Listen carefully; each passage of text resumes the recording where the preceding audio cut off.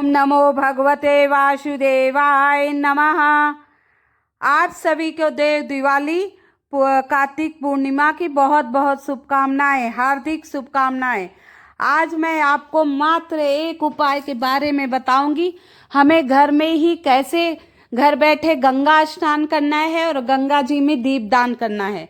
कई बार ऐसा होता है हम गंगा स्नान करने गंगा जी के पास नहीं पहुंच पाते, तो हमें घर पे कैसे करना है वो मैं आप सबको बताऊंगी। इससे पहले आप ये गंगा मैया के दर्शन कर लीजिए।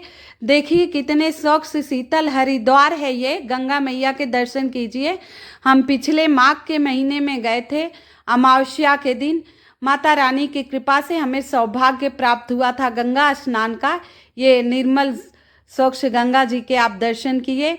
आइए, गंगा जी में कहते हैं देव दिवाली के दिन दीपदान करने का बहुत विशेष महत्व है, लेकिन आज के समय में सब इतने व्यस्त हैं कि समय नहीं मिलता कि गंगा स्नान करने कहीं दूर जा सके।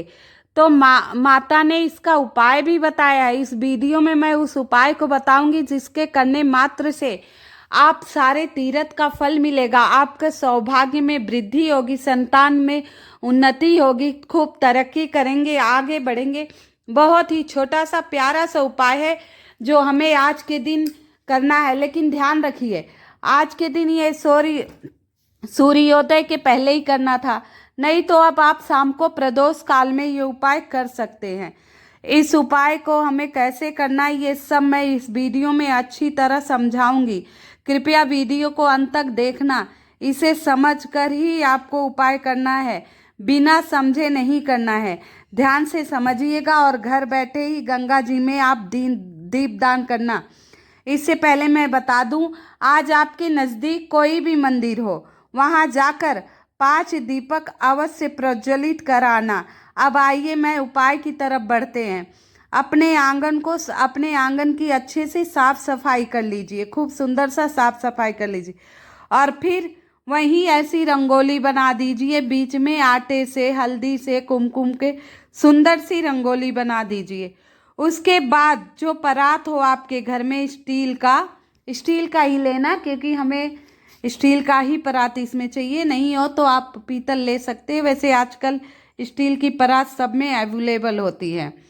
इसके बाद अपने घर का शुद्ध जल, साफ स्वच्छ जल, अगर आपके पास पर्याप्त मात्रा में गंगा जल है तो पूर्णतः गंगा जल का ही यूज कीजिएगा। लेकिन और गंगा जल पर्याप्त मात्रा में नहीं है तो अपने स्वच्छ जल में गंगा जल मिला लीजिए और कल्पना कीजिए माता गंगा साक्षात विराजमान है। माता गंगा साक्षात विराजमान है। तो एक लोटे में जल भरकर गंगा जल मिलाकर आप उस परात में डाल दीजिए जहां आपने चौक पुरवाई है। चौक पर हम परात रखें, उसमें फिर हम गंगा जल डालें। मन में स्मरण करें माता रानी गंगे साक्षात यहाँ प्रकट हुई हैं।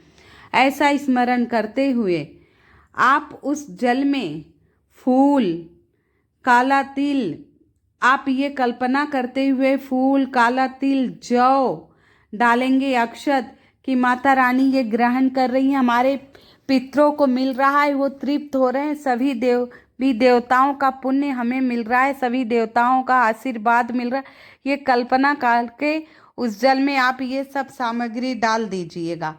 फूल, अक्षत, काला तिल, जौ, ये आप यहाँ जल में डाल दिए और कल्पना कीजिए हम गंगा मैया में ये सब समर्पित कर रहे हैं। उसके बाद श्रृंगार के सामान, साड़ी और फल फ्रूट एक थाल में रखकर वो गंगा मैया के ऊपर ऐसे रख दीजिए और कल्पना कीजिए आप अर्पण किए गंगा मैया में।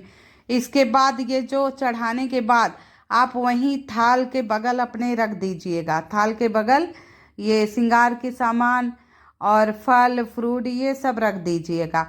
अब हम इसमें दीपक कैसे प्रज्वलित करेंगे ये हमने चढ़ाकर साइड में रख दीजिएगा। इसे अपनी सास को दे दीजिए, जेठान को दे दीजिए, लेकिन ननद को मत देना, अपने ही घर में देना है इसको। और इसमें से आप एक पत्ता बिंदी का निकाल के रख सकते हैं प्रसाद के लिए। आप एक पत्ता बिंदी निकाल के रख सकते हैं प्रसाद के लिए, जो आप स्वयं यूज कर सकते हैं, देखिए हमने साइड में सारी सामग्री लगा दी। कपड़े, फल, फ्रूट, मिठाई। मिठाई सफ़ेद अवश्य होनी चाहिए, पूर्णिमा का दिन है, माता महालक्ष्मी का दिन है, तो मिठाई तो अवश्य होनी चाहिए। तो आप इतना कर लिए। अब हमें इसमें कितने दीपक जलाने हैं वो आपके ऊपर डिपेंड करता है, 5, 7। तो आप आम का पत्ता, अशोक का पत्ता, ये 2 पत्ते आप ढूंढ लीजिएगा, जो आपके यहाँ कंफर्टेबल है वो लीजिएगा। उन पत्तों पर आप गोल बत्ती का दीपक रखेंगे, उन पत्तों पर आप गोल बत्ती का दीपक रखें। एक एक पत्ती पर स्मरण कीजिए माता गंगा का और प्रभु विष्णु महालक्ष्मी का, सभी देवी देवताओं का स्मरण कीजिए कि ये दीपक मैं जल में मैया गंगा को समर्पित कर रही। जो मेरे अपराध हो, पिछले जन्म के पाप हो, वो सारे मिट जाए। हे माता, मांगी कोखी सदा जुड़ रहो, मेरा सुहाग सदा अमर रहे, मेरी कोख सदा खिलखिलाती रहे, मेरे पुत्रों की लंबी आयु हो, खूब तरक्की करे, आगे बढ़ें। ऐसे कर कर आप समर्पित करना। दूसरा, मैं सदा सुखी रहूं, मेरा सुहाग बना रहे, मेरे पुत्र बहुओं का सुहाग बना रहे, मेरे नाती पोता सोने के पालने में झूला झूले, चांदी कटोरी में दूध पी। ऐसी कल्पना करते हुए, अपराधों की माफ़ी मांगते हुए, दोषों से मुक्ति मांगते हुए आप 5 दीपक समर्पित कर देंगे गंगा जल में। इस थाल में आप एक एक करके समर्पित करेंगे और धीरे धीरे हाथ लगाकर उस जल को हिलाएंगे, जिससे बत्ती थोड़ी इधर उधर सरके, जैसे गंगा जी में आगे की तरफ बहती चली जाती हैं। ये कल्पना आप कीजिए। उसके बाद वहीं 10 मिनट बैठकर ध्यान कीजिए माता गंगा जी का। जैसे आप वहाँ घाट पर, हरिद्वार की घाट पर, इलाहाबाद की घाट पर आप दीप दान कर रहे हैं, ऐसे कल्पना कीजिए। अगर ये उपाय आप शाम के समय कर रहे हैं तो ये फल मिठाइयाँ सुबह उठाइएगा, किसी ब्राह्मण को दान कर दीजिएगा। अगर आप सुबह कर रहे हैं तो शाम को देव दिवाली के दिन ही, आप आज के दिन ही दान कर सकते हैं। तो और ये साड़ी श्रृंगार अपनी सास को दे देना, उसमें से एक पत्ता बिंदी आप निकाल लीजिएगा और बाकी अपने सास को दे देंगे। और फल मिठाई, मौसमी फल हो, कुछ भी हो, आज के दिन देव दिवाली के दिन दान करने का बहुत विशेष महत्व है। जो आपके पास कंफर्टेबल हो, जो आप अपने सामर्थ्य अनुसार दान कर सकते हैं, तो अवश्य करिएगा। इसका अनंत गुना फल आपको मिलेगा, इसका अनंत गुना फल आपको मिलेगा। तो हम भी ये उपाय घर पर ही करेंगे थाल वाला, क्योंकि हम हरिद्वार जा नहीं पाए, तो ये उपाय मैं घर पर ही करूँगी। कृपया आप भी इस उपाय का लाभ उठाइएगा और करिएगा। फिर मुझे बताइएगा आपके जीवन में कितना फायदा हुआ, कितनी उन्नति हुई, कितनी तरक्की हुई। हर उपाय करने के बाद क्षमा याचना अवश्य कर लेना, यानी माफ़ी जरूर मांग लेना। ऐसा करने से भगवान आपकी पूजा स्वीकार करेंगे और आपकी गलतियों को क्षमा कर देंगे। कभी भी हमारे घर पंडित हवन पूजा कराने आते हैं, सब करने के बाद क्षमा याचना अवश्य कराते हैं। तो आप भी पूजा पाठ करने के बाद हाथ जोड़कर अपनी गलतियों की क्षमा अवश्य मांग लिया कीजिए।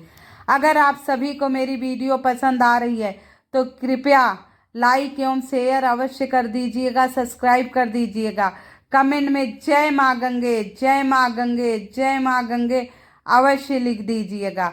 जय हो गंगे मैया की।